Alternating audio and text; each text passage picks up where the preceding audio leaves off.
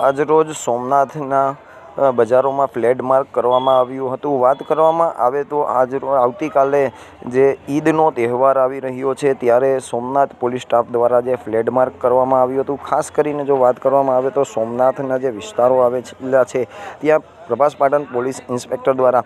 જે તમામ સ્ટાફને લઈને ફ્લેગ માર્ચ કરવામાં આવ્યું હતું, જેમાં ટીઆરબી જવાનો, પોલીસ સ્ટાફના જવાનો તથા પોલીસ ઇન્સ્પેક્ટર ખુદ ઉપસ્થિત રહી અને આ ફ્લેગ માર્ચ કરવામાં આવ્યું હતું।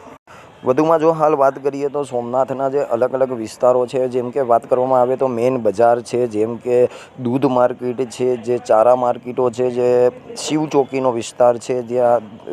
અલગ અલગ વિસ્તારો જ્યાં આવેલા છે ત્યાં ખાસ કરીને જે પોલીસ તંત્ર દ્વારા ફ્લેગ માર્ચ કરવામાં આવ્યું હતું। આગામી તારીખ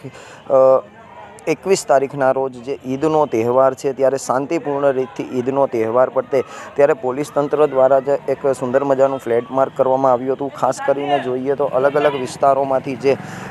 પોલીસ તંત્ર જ્યાંથી પસાર થઈ રહી હતી ત્યાંથી લોકો પણ એક ખુશીનો માહોલ જોઈ રહ્યા હતા કે આગામી ઈદનો તહેવાર લોકોનો જે શાંતિપૂર્વક ઉજવવામાં આવે અને પોલીસ તંત્ર દ્વારા પણ જાણ કરવામાં આવેલી હતી કે જે તહેવારો છે તે શાંતિપૂર્વક તહેવાર ઉજવવામાં આવે તેવી પણ એક